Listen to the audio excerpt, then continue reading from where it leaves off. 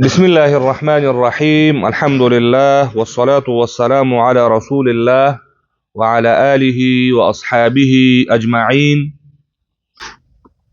محرر التجويد والمواقف. محرر التجويد يعني ماهر التجويد والمواقف. دس از دکا چې تم ماهر شي، ماهر فی الفن شي، ماهر التجوید شي، والمواقف او د وقفونو ماهر شي. د خبره پوهیږي علم التجوید بیر علم دا او علم الوقف بیر علم، دلته دواړو علمونو ته اشاره شوې ده. یوازې په تجوید باندې تجوید کې خو مهارت پیدا کا، والمواقف دا درنه هیر نشي. کیفیت وقف پیژنا، محل وقف پیژنا، د ابتدا ځای پیژنا، د اعاده ځای پیژنا، د وقف ځای پیژنا. دا وقف چې ما وکړو دا کوم، آیا دا وقف اختیاري وو، وقف حسن وو، وقف کافی وو، دا پیژنا. اعاده دې وکړو چې آیا زما دا اعاده درسته ده که نه ده. د وقف نه وروسته زه ابتدا وکم که اعاده وکم، دا به ته چېرته پیژنې؟ والمواقف په علم الاوقافو کې به پیژنې. نو دلته دا خبره کوي چې علم الاوقاف زده کول، محل وقف او کیفیت وقف، دا وروسته تفصیل روان ده، د مخارج تفصیل هم روان ده، د صفات هم روان ده، د وقف هم روانه دي. دا مقدمه ده، یو قسم مقدمه درته چې په دې کې دا دا دا دا شیان بیانوم، مخارج ته بیانوم، صفات زده کا، مخارج زده کا، او ځکه زده کا چې دا پتا باندې لازمي دي، ځکه زده کا چې ته په دې باندې قادر شې چې په قرآن باندې په خپل طریقې سره شی وکړي، نطق وکړي او تلفظ وکړي، او د سره سره په تجوید کې مهارت پیدا کا. او تجویدی قواعد ترڅنګ د وقف قواعد هم څه شي کا زده کا. وما الذي رسم في المصاحف، وما الذي رسم یا وما الذي رسم دواړه جایز دي. وما الذي رسم في المصاحف او د هغې رسم، وما الذي او د هغې رسم په دې شعر کې علم الرسم الخط ته اشاره ده. وما الذي رسم في المصاحف او د هغې رسم ته متوجه شه. په کوم رسم باندې چې قرآن کریم لیکل شوی ده هغې ته متوجه شه. رسم فی المصاحف نو د دې نه مراد هغه مصحف ده چې د حضرت عثمان غنی رضی الله تعالی عنه د خلافت په دور کې چې کوم قرآن کریم تدوین شوی و، دغه تفصیل موږ تاسو په معلم تجوید کې ویل ده. مختلفو هیوادونو ته او مختلفو ولایتونو ته دغه یو نسخه لیږل شوی وه، یوه نسخه په خپله ځان سره ساتل شوی وه، هغې ته مصحف الامام وایي. هغه نسخې ته څه وایي؟ مصحف الامام یا امام المصاحف. امام المصاحف دا هغه نسخه وه چې په خپله خلیفه عثمان غنی رضی الله تعالی عنه سره موجوده وه. حتی په روایاتو کې دا راځي چې کله دی شهید کیږي، د قرآن کریم په تلاوت باندې شهید شوی، دا په سیرت ټولو لیکلي دي. وایي امقه قرآن ورسره و، د هغې د شهادت په وخت کې کوم وینه د هغې د وجود نه ووتله، په غشه باندې چې دی وویشو شو، هغه ساس کې په قرآن کریم باندې پرېوتلې. هغه قرآن اوس هم د مصر په موزیم کې موجود ده. د عثمان رضی الله تعالی عنه د وینې ساس کې ورباندې پرتې دي. او دا ما خو نه ده لیدلی، زه نه یم تلی، خو د اورېدلي مې د ملګرو نه وایي چې هغه ځای په نښه شوی دی. او د اول سپارې آخري مخ د فسیکفیکهم الله وهو السمیع العلیم دغه آیات باندې وایي وینه پراته ده. یعنې هغه وینه خو په هغه شان به نه وي، خو هماغه هغه اثار یې معلومیږي، اثار یې معلومیږي چې دا هغه قرآن کریم ده.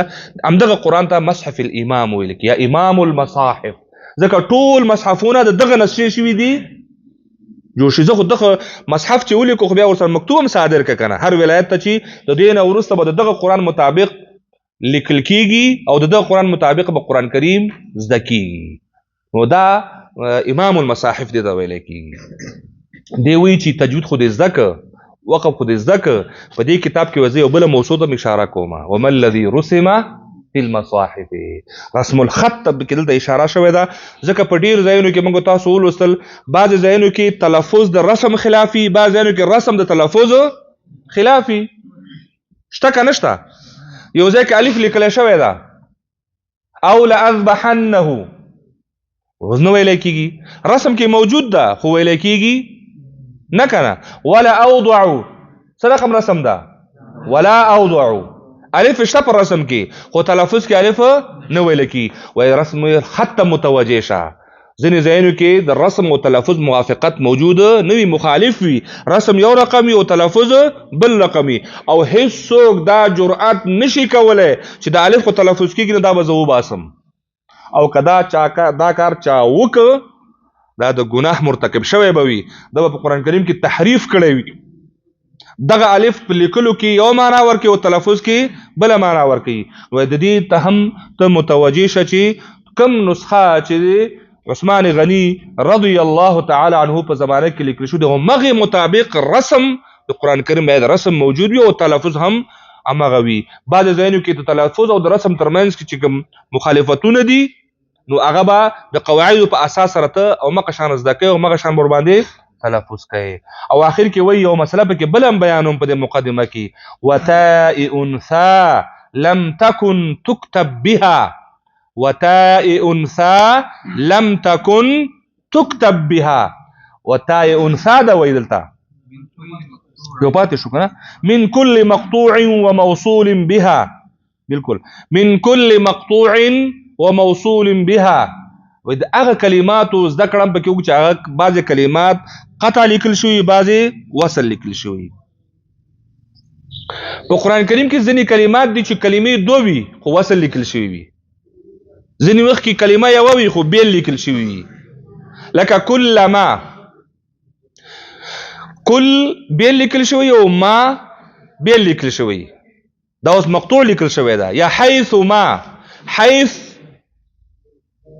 او ما بیل لیکل شوی دا یا مثلا فیما او دا بعض فیما یو ځای لیکل شوی دا او فی جدا او ما جدا دغه څه کلمات په قرآن کریم کې موجود دي ته باید د هرې کلمې مقطوع او موصول وپېژنې که دا ته ونه پېژنې بیا د وقف مناسب ته رسولی نه شي ته مثلا حیث ما کې ته که حیث باندې وقف وکړې نو ته حیث به کوې ځکه سا ته اخري ښکاري او حال دا چې دلته به د دې کلمې اخري حرف به څه شی وي میم به وي خو دلته به دا مقطوع لیکل شوی وي دا بیرته راګرځي چېرته رسم الخط ته دا مسائل په کې دي کې ذکر شوي دي كل مقطوع وموصول بها نو چې کوم مقطوع او موصول دي هغه کلمات ته شه متوجه شي یعنی په دې مصحف امام کې یا مصحف عثماني کې چې کوم مقطوع او موصول دي هغه کلمات دا پورا شي کې وضاحت سره یاد کی وتاء انثى لم تكن تكتب بها او تاء انثى تاء تانیث چې موږ تاسو وایو موږ تاسو ویلو چې موږ څو قسمه تاګانې لرو یو ته تاء مفتوحه یا تاء مطوله ورته هم ویل کیږي اوږده مفتوحه خلاصه تاء مدوره یا تاء مربوطه تاء مربوطه او تاء مدوره دا تانیث علامات دي په دې باندې کلمه معلومیږي دا تانیث ده دا جمله مؤنثه ده مثلا حامد دا حامد مذکر ده کنه او که دا اوس مؤنث ته اوړي نو تاء مربوطه به ورسره یو ځای کېږي تاء مدوره حامده حمیده ساجد مذکر ساجده عابد څوک دی عابد مذکر ده او عابده یوازې په تاء مدوره او تاء مربوطه سره دا کلمه د مذکر نه اوړي چیرته مؤنث ته دی وی خو په قرآن مجید اخو معلوم دي تاء تانیث خو معلوم ده خو په ځینې وخت کلمه د تانیث وی لم تكن تكتب بها چې هغې سره د تانیث علامه لیکل شوی نه وي دغه ها ورسره لیکل شوی لم تكن تكتب بها يعني دا ها په شکل باندې چې کوم تاء مدوره تاء مربوطه راځي په دې دا ورسره لیکلې نه وي دا په قرآن دا ورسنی باب کې موږ هم دا خبره کوو لکه مثلا جنت رحمت نعمت دا کلمات دي کنه دا اوس جنات تاء مطوله سره لیکل شوی ده او په بل ځای کې جنتون تاء مدوره سره لیکل شوی ده تاء مربوطه سره لیکل شوی رحمتون تاء مطوله سره لیکل شوی ده خو په بل ځای کې ته به وګورې چې همدغه کلمه مغه ده خو ته متوله یا مفتوحه په ځای باندې ته مربوطه سره لیکل شوی ده. یعنی یا مثلا نعمت ده بعض ځایونو کې ته مفتوحه سره لیکل شوی ده او بعض ځایونو کې په ته مربوطه سره لیکل شوی. یعنی ته پیدا فکر کوي چې دا خو جمله مذکره ده، کلمه مذکره کلمه ده ځکه چې علم په نشته او هغه په حقیقت کې څه شی وي؟ تانیث به وي. نعمت دا هغه کلمات دي چې وای په دې کتاب په آخر کې دا انسان مسائل هم د څه کومه بیانوم او تاغه او پیژنې چې هغه په شکل کې لیکل شوی او په شکل کې لیکل شوی نه وي. بس دا ها یو ځل ساده ترجمه وورئ. ساده ترجمه: اذ واجب علیهم محتم، ځکه چې د دې زده کول په هر قاری او په هر لوستل باندې واجب او ضروری دي او قطعی دي. صحیح شو؟ قبل الشروع اولا ان يعلموا، مخکې د شروع کېدو د قرآن نه دا ضروری دي چې اول په دغه قواعد باندې شي کې ځان پوي کی. کم قواعد؟ مخارج الحروف والصفات، د حروف د مخرجونو او د حروف د صفات څخه، هغه که صفات لازمه وي او که صفات عارضه وي. ولې زده کوم دا ګټه به چی وي؟ ليلفظوا بافصح اللغات لينطقوا بافصح اللغات، ځکه به زده کوي چې ته قدرت او توانایی پیدا کی په قرآن کریم باندې د ښه تلفظ. مخارج او صفات ولې زده کوي؟ ليلفظوا بافصح، دا دلایل دي ګوره تاسو سره.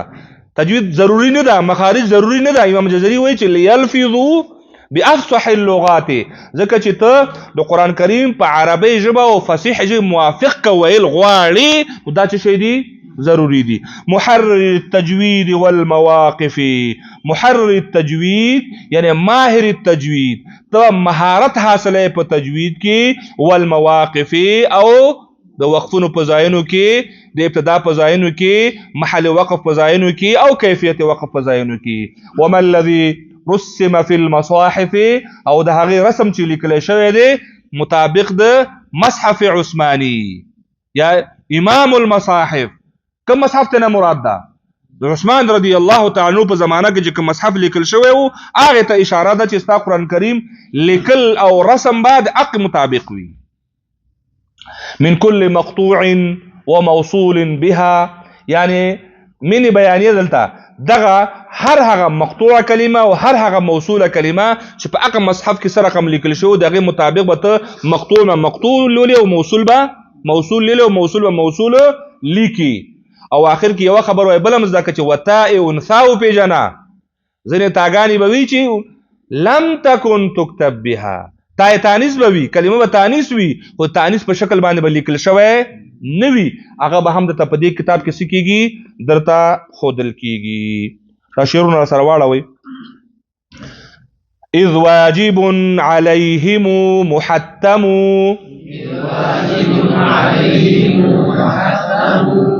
اذ واجب علیهم محتم،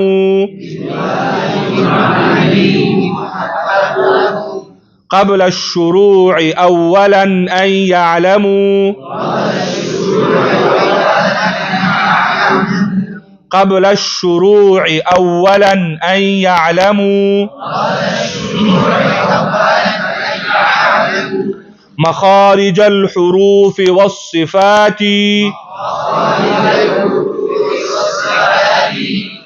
ليلفظوا بافصح اللغات، مخارج الحروف والصفات ليلفظوا بأفصح اللغات، محرر التجويد والمواقف، وما الذي رسم في المصاحف، محرر التجويد والمواقف، وما الذي رسم في المصاحف من كل مقطوع وموصول بها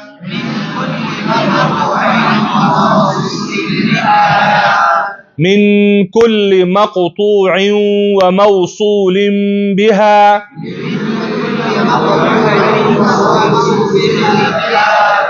وتاء أنثى لم تكن تكتب بها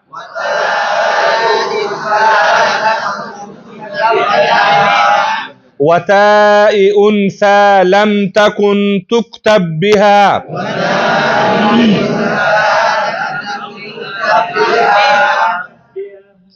وصلى الله تعالى على خير خلقه محمد وعلى آله وأصحابه أجمعين.